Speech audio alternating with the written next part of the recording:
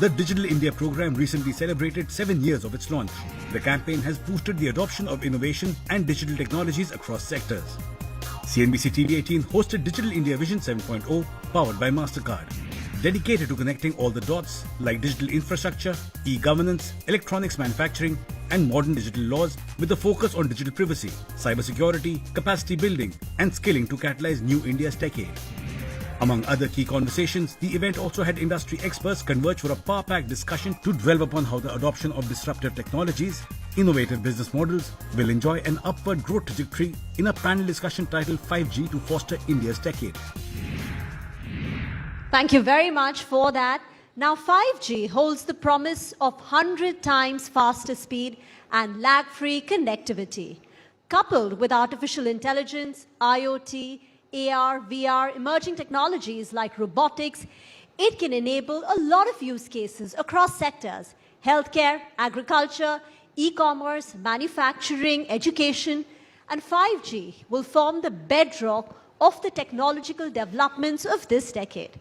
But the idea of a decade is not only increased use of technology, it should also be inclusive, it should have a socio-economic impact, and 5G can help India bridge its digital divide and bring in inclusive growth. So to talk about how we can fully realize the 5G potential and help usher in India's decade, it's my pleasure to once again warmly welcome our panelists here on the stage, and we await Madhav Sheth of Realme joining us in moments from now.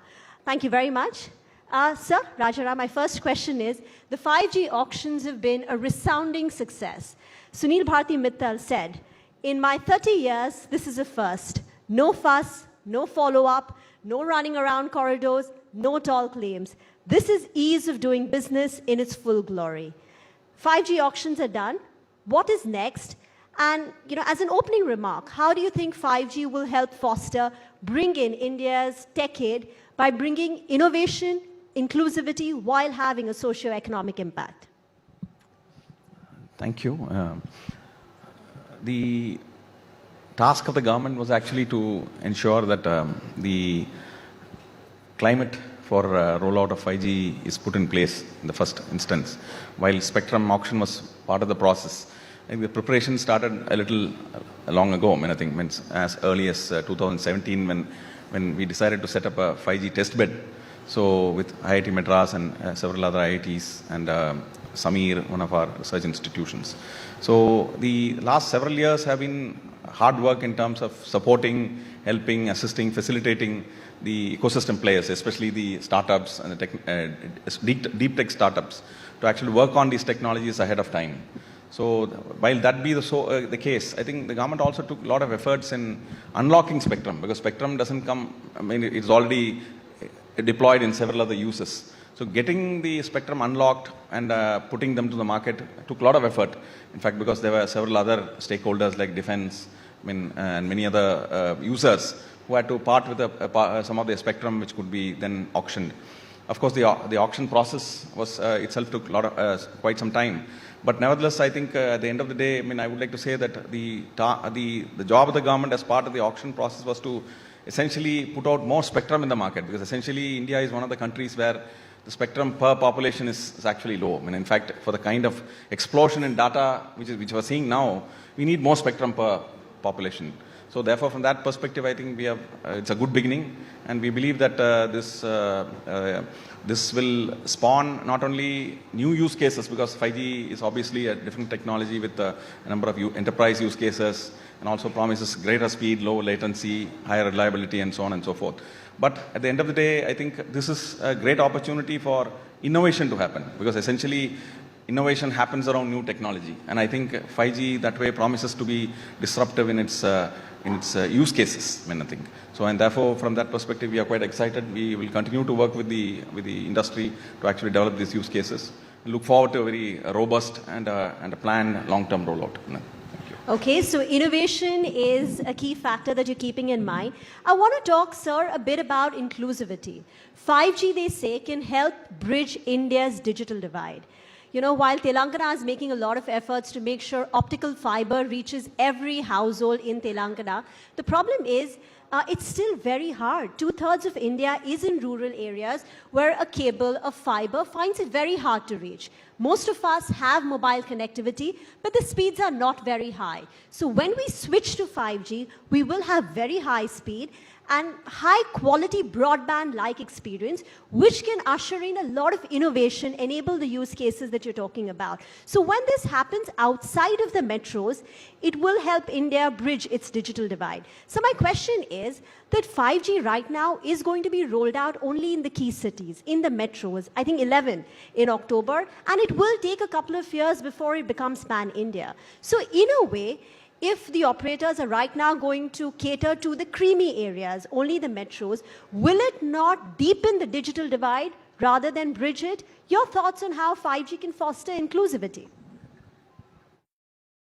All telecom networks, by very nature, start from a focal point and then like a circle they keep expanding. So that's the very nature of telecom networks, and 5G will be no different.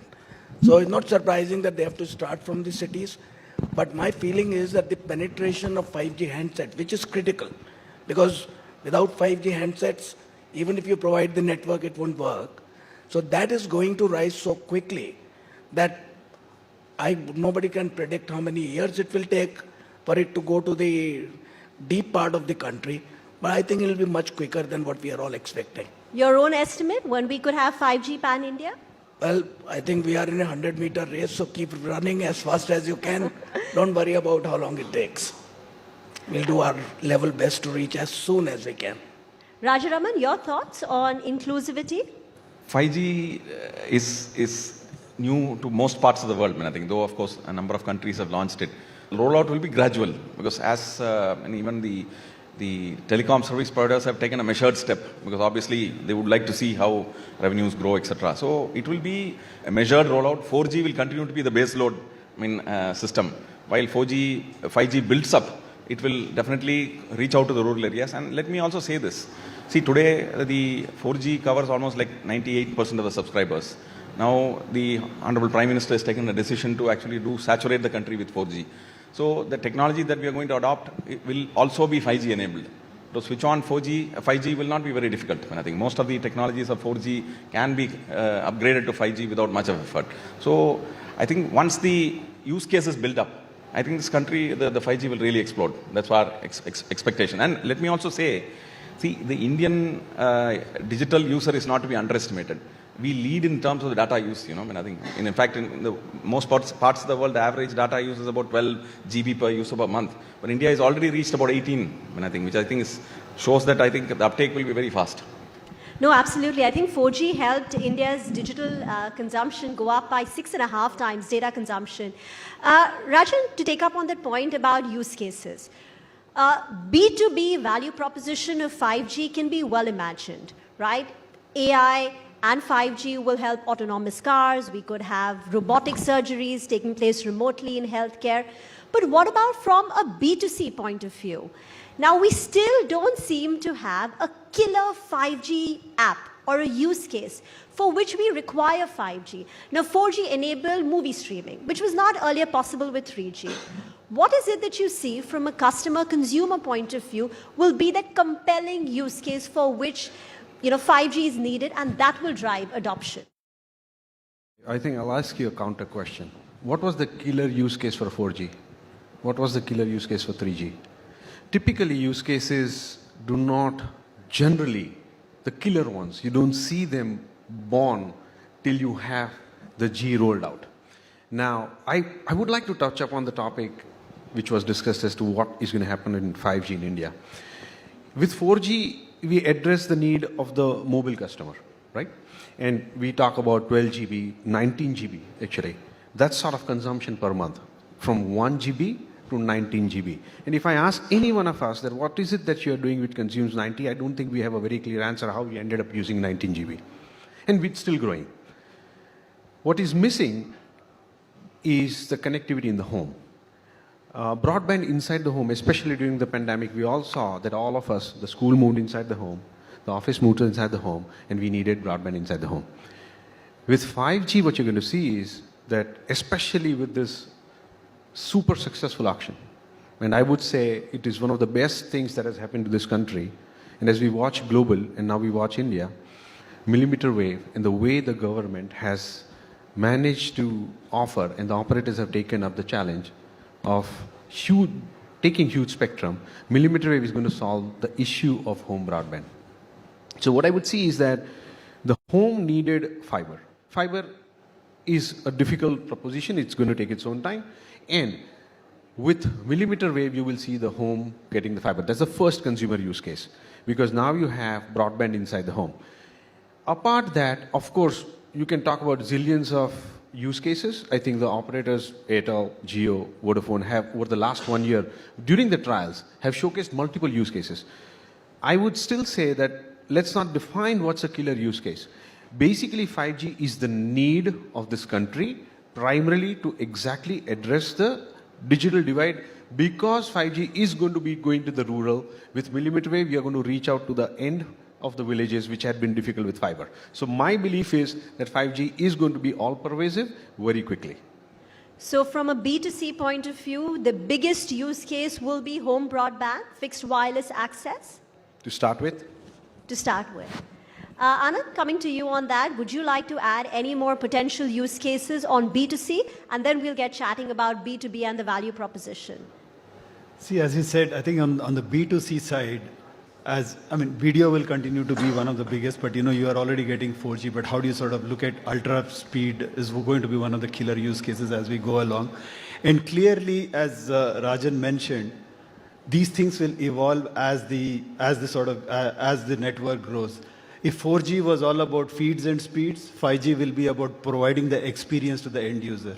With more and more developments happening in the case of, say, metaverse, or in the case of AR, VR, how do you sort of provide the shopper the same experience that you have when you're shopping? So I think those are the things that people will start working on as this becomes more and more ubiquitous. But I think, as you mentioned, the biggest benefit or biggest use cases will be on the B2B side. Today, telecom service providers gain a big chunk of their revenues from the consumer mobility side, and there is a huge opportunity on the enterprise side, which is what we are working closely with all the operators on. I think there is enormous potential across all of these areas. I mean, during the pandemic, some of us in the knowledge sector perhaps had the luxury of working for extended periods of time from home. How do you extend that to beyond the knowledge sector workers? Why would they not have the luxury or the advantage of having to work from wherever they want rather than working from there? That's where all the use cases of manufacturing, agriculture, all of these come into play. And I think that is where 5G will have a big role to